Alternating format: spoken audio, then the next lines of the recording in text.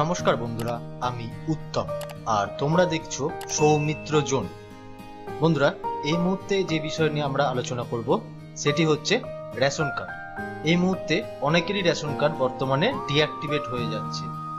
বন্ধুরা, কিভাবে তোমরা তোমাদের রেশন কার্ড ডিঅ্যাক্টিভেট হওয়া থেকে বাঁচাবে এবং তোমরা কিভাবে তোমাদের রেশন কার্ডে পুনরায় রেশন পাবে, এই বিষয় নিয়ে সম্পূর্ণ ভিডিওতে আলোচনা করা হয়েছে। বন্ধুরা, ভিডিওর ডেসক্রিপশন বক্সে দেওয়া লিঙ্কে ক্লিক করে তোমরা সরাসরি রেশন কার্ডের হোম পেজে চলে এসো। এরপর কিছুটা স্ক্রল করার পরে নিচে দেখো রয়েছে link Aadhaar with ration card. এই মুহূর্তে সবার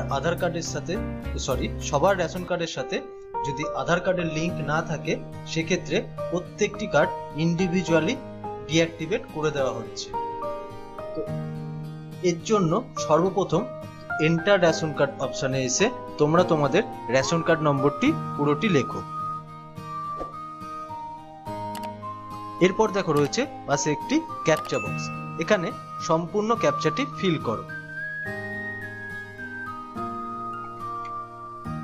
এরপর সার্চ বাটনে ক্লিক করো।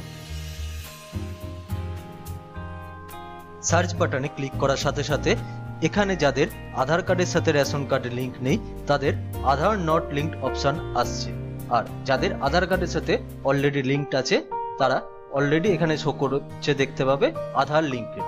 যাদের এখানে আধার কার্ড লিঙ্ক নেই তারা অবশ্যই পাশে দেওয়া চেক বক্সটিতে ক্লিক করে সেন্ড ওটিপি বাটনে ক্লিক করো এবং তোমাদের আধার কার্ডটি খুবই সহজে রেশন কার্ডের সাথে লিঙ্ক করিয়ে নাও।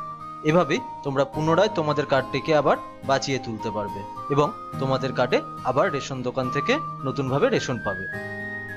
তো বন্ধুরা, ধন্যবাদ আমাদের সাথে পুরো ভিডিওটি দেখার জন্য। যদি আমাদের ভিডিওটি ভালো লেগে থাকে অবশ্যই ভিডিওটিকে একটি লাইক এবং চ্যানেলটিকে একটি সাবস্ক্রাইব করে দেবে।